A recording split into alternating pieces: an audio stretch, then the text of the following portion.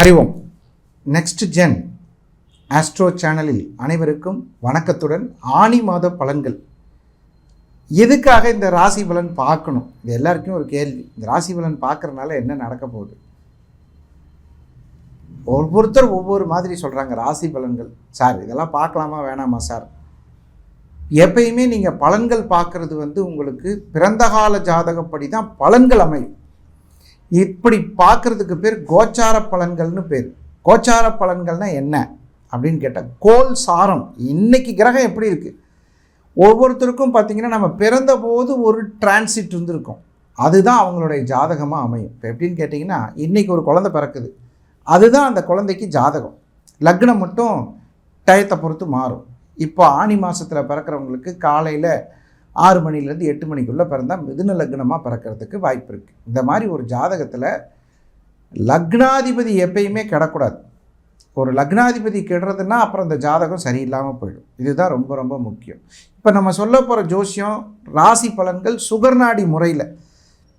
சுகர்நாடிங்கிறது என்ன அப்படின்னு கேட்டால், சுகர்ம முனிவர் அப்படின்னு சொல்லக்கூடிய ஒரு அற்புதமான மகரிஷி நம்மளுடைய ராசி பலன்கள், கிரகசாரங்கள், திருமண சம்பந்தப்பட்ட விஷயங்கள் இதெல்லாம் எழுதி வச்சுருக்கார்.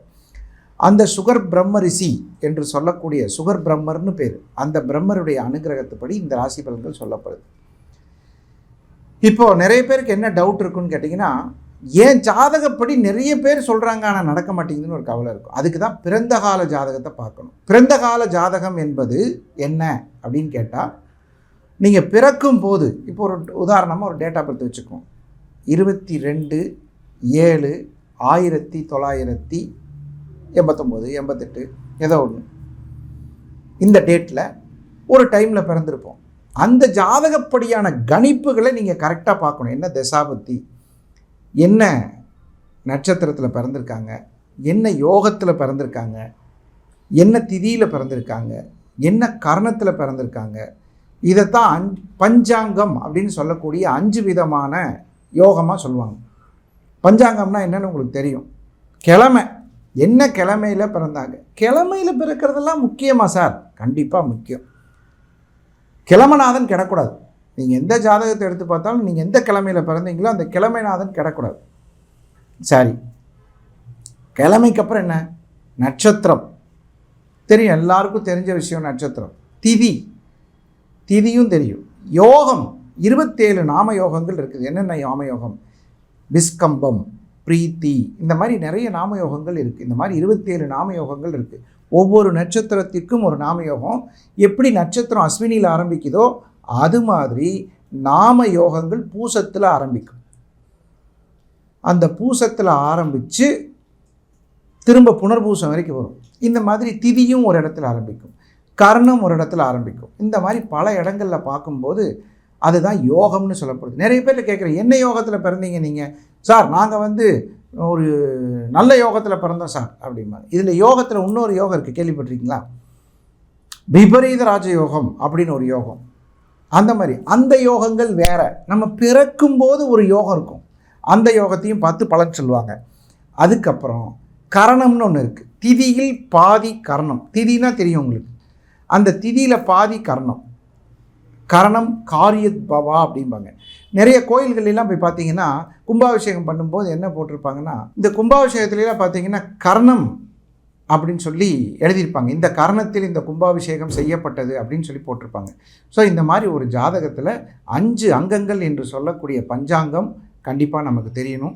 இப்போது 12 ராசிகளுக்கான ராசி பலன்கள், ஆனி மாத ராசி பலன்களை இப்போ பார்ப்போம். அறிவோம். அனைவருக்கும் வணக்கம். கடகராசி அன்பர்களுக்கு எப்பயுமே பார்த்தீங்கன்னா, ஒரு மனுஷனோட வாழ்க்கையில் கடகம் என்று சொல்லக்கூடிய ஒரு அற்புதமான ராசியில் பிறந்தவர்கள் பொறுமைசாலியாக இருப்பார்கள். ரொம்ப பொறுமையாக இருப்பாங்க. அவங்க பொறுமையை சோதிச்சுட்டா அப்புறம் அவ்வளோதான். சாது மிரண்டால் காடு கொள்ளாது அப்படின்னு சொல்லக்கூடிய அளவில் பொறுமையை அவங்க சோதிக்கவே கூடாது.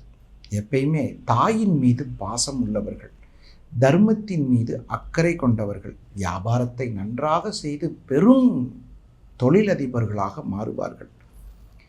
கான்சன்ட்ரேஷன் ரொம்ப அதிகமாக இருக்கும். மாணவ செல்வங்களுக்கு படிப்பு நன்றாக வரும். இதெல்லாம் கடகராசியோட பேசிக் குணம்.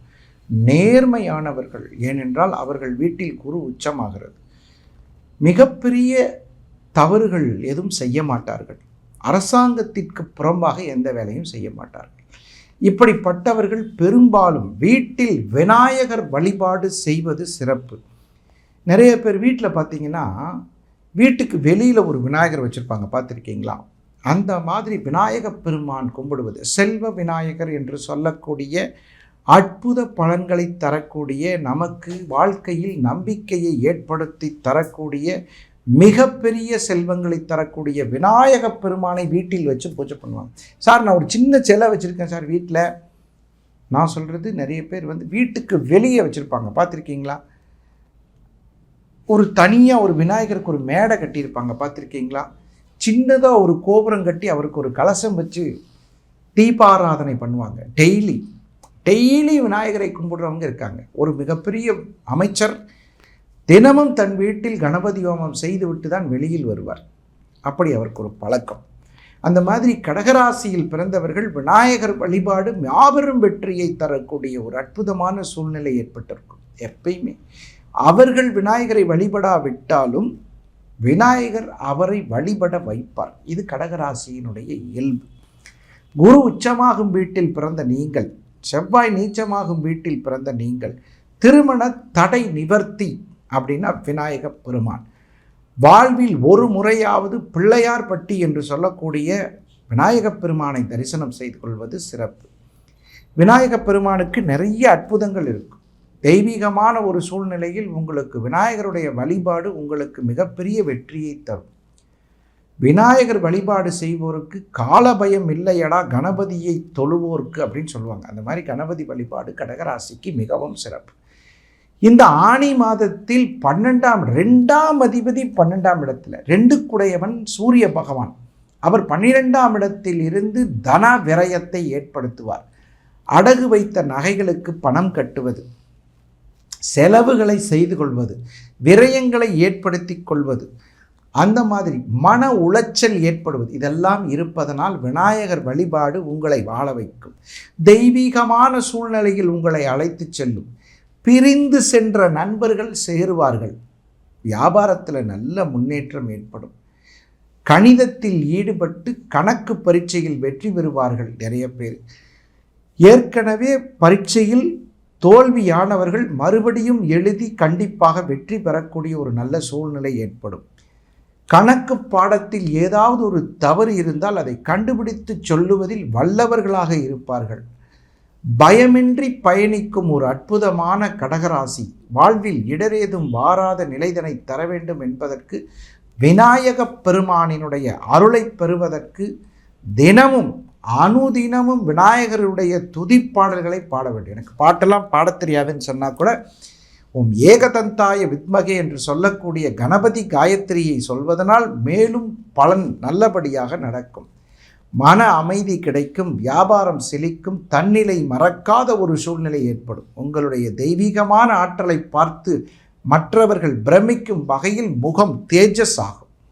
ஒரு நல்ல இடத்துக்கு வரக்கூடிய ஒரு சூழ்நிலையை இந்த கடகராசியில் பிறந்த அனைவருக்கும் ஆனி மாதத்தில் மாபெரும் வெற்றியை தரக்கூடிய அற்புதமான காலகட்டத்தை உங்களுக்கு கடகராசி கொடுத்து கொண்டிருக்கிறது.